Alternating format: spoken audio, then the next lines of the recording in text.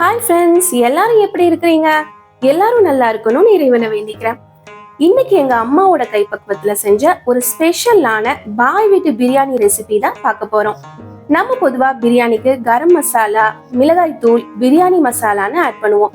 ஆனா எங்க அம்மா மசாலாவே இல்லாத மாசான பிரியாணி பண்ணுவாங்க. ஒவ்வொரு ஈத்லயும் எங்க அம்மா பண்ற பிரியாணிக்கு என்னோட சிஸ்டர்ஸ், கசின்ஸ்னு நாங்க எல்லாருமே ஃபேனுங்க. அவ்வளோ சுவையான அருமையான பிரியாணிங்க. டேஸ்ட் பக்காவா இருக்கும். அந்த பிரியாணி எப்படி செய்யறாங்கன்னு வீடியோல காமிச்சிருக்கேன். ஒரு ஸ்டெப்பையும் மிஸ் பண்ணாம பாருங்க. புதுசா என்னோட சேனல் பாக்குறவங்க சப்ஸ்கிரைப் பண்ணிக்கோங்க. ஓகே, இப்போ அந்த பிரியாணி செய்யறதுக்கு ஃபர்ஸ்ட் 1/2 kg பாஸ்மதி ரைஸ் எடுத்து வாஷ் பண்ணி நல்லா கொதிக்கிற தண்ணியில போட்டு 3/4 அரிசி வேகிற வரைக்கும் வச்சுட்டு அப்புறம் வடிச்சுக்கணும். வடிச்ச சாதத்தை ஓரமா வச்சுக்கலாம். இப்போ ஒரு அகலமான பாத்திரத்துல 4 டீஸ்பூன் நெய், 3 டேபிள் ஸ்பூன் கோகோனட் ஆயில் போட்டு 5-6 சின்ன வெங்காயத்தை நறுக்கி எண்ணெயில போட்டுக்கிறாங்க. அப்புறம் 3 டேபிள் ஸ்பூன் தயிர், 4 லவங்கம், 5 ஏலக்காய், 2 சின்ன பீஸ் சுருள் பட்டை, 1 அன்னாசி பூ, 2 டேபிள் ஸ்பூன் இஞ்சி பூண்டு பேஸ்ட் எல்லாத்தையும் ஒன்னா போட்டு தாளிச்சுக்கிறாங்க. அப்புறம் 8 முதல் 10 சின்ன சைஸ் பச்சை மிளகாய் போடுறாங்க. இந்த பிரியாணிக்கு பச்சை மிளகாய் தாங்க மெயின் ஹீரோ. அதுதான் இந்த பிரியாணிக்கு காரம் சேர்க்க போகுது. அப்புறம் 3 ரம்ப இலைய சின்ன சின்ன பீசஸா கட் பண்ணி அதையும் போட்டுக்கிறாங்க. எங்க அம்மா அவங்க ஸ்டைல் பிரியாணிக்கு பிரியாணி இலையெல்லாம் போட மாட்டாங்க. இந்த மாதிரி ரம்ப இலை தான் போடுவாங்க. அவ்வளோ ஸ்மெல்லா இருக்கும். எங்க அம்மா பிரியாணிக்கு தாளிக்கும் போதே வீடே அவ்வளோ மனம். அப்பவே ரொம்ப டெம்டிங் ஆயிடுச்சு. ஓகே, இப்போ அடுத்து என்ன பண்றாங்கன்னு சொல்லிடுறேன். 6 முதல் 7 நார்மல் சைஸ் பெரிய வெங்காயத்தை போட்டு கூடவே தேவையான உப்பு போட்டு வதக்கி விடுறாங்க. இதுக்கு அடுத்துதான் 4 முதல் 5 நறுக்குன தக்காளிய அதுல சேர்த்துக்கிறாங்க. இந்த வெங்காயம் தக்காளிய நல்லா கிளறி விட்டதுக்கு அப்புறம் 2 tablespoon Kashmiri chilli powder add பண்ணிக்கிறாங்க. அதோட சேர்த்து ஒரு சின்ன ஸ்பூன் மஞ்சள் தூளும் ஆட் பண்ணிக்கிறாங்க. அப்புறம் பிரியாணி கலரா இருக்கணும் இல்லையா, அதுக்காக தான் இந்த மசாலா ஆட் பண்ணுவாங்க. இப்ப வெங்காயம் தக்காளிய நல்லா கிளறி விட்டதுக்கு அப்புறம் மூடி ஒரு 5 நிமிஷம் அப்படியே விட்டுட்டாங்க. வெங்காயம் தக்காளி நல்லா வதங்கினதுக்கு அப்புறமா 1/2 kg மட்டன், 2 டேபிள் ஸ்பூன் இஞ்சி பூண்டு பேஸ்டையும் போட்டு நல்லா கிளறி விட்டுட்டு அதோட சேர்த்து ஒரு 1.5 கப் தயிரையும் ஆட் பண்ணிக்கிறாங்க.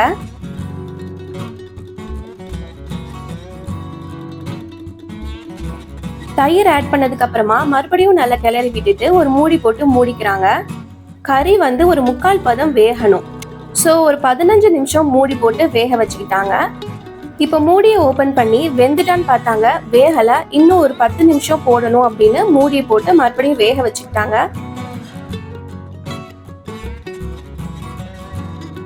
இப்ப கறி வேகட்டும். அந்த கேப்ல நம்ம ஆனியன் ரைத்தா பண்ணிட்டு வந்துடலாம். ஒரு பவுல்ல ஒரு பெரிய வெங்காயத்தை நீலவாக்குல கட் பண்ணி போட்டுக்கிறேன். அதோட ஒரு பச்சை மிளகாவையும் நீலவாக்குல கட் பண்ணி போட்டுக்கிறேன். இப்போ 1 கப் தயிர் ஆட் பண்ணிட்டு கொஞ்சோண்டு நறுக்குன கொத்தமல்லி இலைகளை போட்டு கிளறி விட்டுக்கலாம். தேவைக்கு உப்பு போட்டுக்கோங்க. நம்மளோட ஆனியன் ரைத்தா ரெடி ஆயிடும்.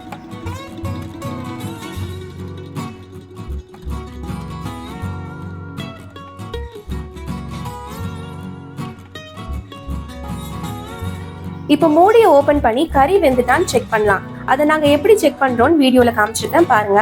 ஒரு சிசர் எடுத்து அந்த கறியோட ஒரு பகுதியை நம்ம கட் பண்ணணும். ஈஸியா கட் பண்ண வரும். அதை நம்ம எடுத்து சாப்பிட்டு பார்க்கும்போது அது வெந்துட்டா இல்லையான்னு ஈஸியா தெரிஞ்சுக்கலாம்.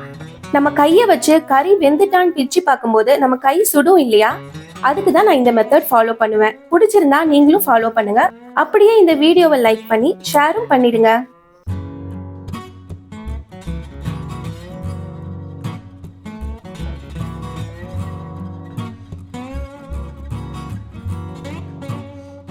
இப்ப அடுத்த ஸ்டெப்பா கொஞ்சோண்டு நறுக்கி வச்ச கொத்தமல்லி புதினாவை ஆட் பண்ணி கிளறி விட்டுக்கிறாங்க. இப்ப பிரியாணிக்கான மட்டன் கிரேவி தரமா ரெடி ஆயிருச்சுங்க. அடுத்ததா 3/4 பாகம் வேக வச்ச பாஸ்மதி அரிசிய கொஞ்சம் கொஞ்சமா அந்த கறி கிரேவில போட்டு கிளறி விடுறாங்க.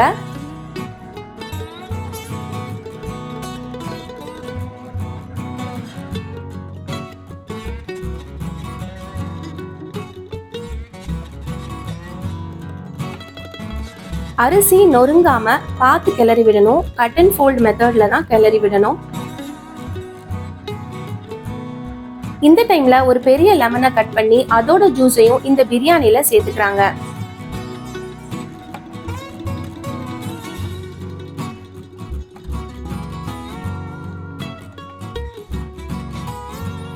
இப்ப மறுபடியும் ரைஸ் நொறுங்காம பார்த்து கிளறி விட்டுக்கோங்க.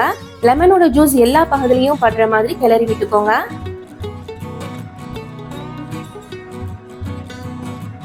ஆல்ரெடி முக்கால்வாசி வெந்துருச்சு இந்த அரிசி.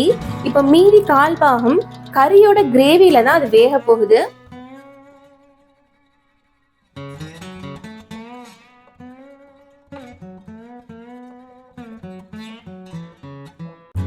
இப்ப இந்த பிரியாணிய நல்லா சமன்படுத்தி விட்டுட்டு மூடிய போட்டு தம்ல போட போறோம்.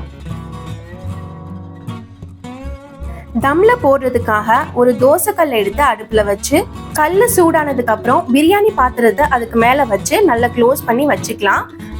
ஓகேங்க, இப்ப தம் போட்டு முடிச்சாச்சு. ஒரு 10 நிமிஷம் ஆயிருச்சு. இதோட ப்ராசஸ் முடிஞ்சதுங்க. அடுப்பை ஆஃப் பண்ணிக்கணும். அடுத்ததா பிரியாணி எசன்ஸ் ஒரு மூடி ஊத்தி கிளறி விட்டுக்கணும். அவ்வளோதாங்க, எங்க அம்மா கைப்பக்குவத்துல செஞ்ச மசாலாவே இல்லாத மாசான மட்டன் பிரியாணி ரெடி.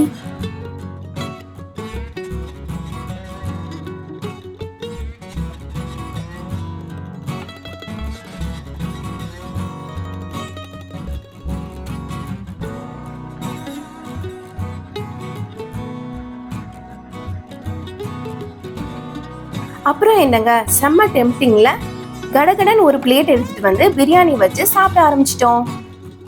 ஃப்ரெண்ட்ஸ், இந்த வீடியோ உங்களுக்கு பிடிச்சிருக்கும்னு நம்புறேன். அடுத்த வீடியோல நான் உங்களை சந்திக்கிறேன். அது வரைக்கும் டேக் கேர்.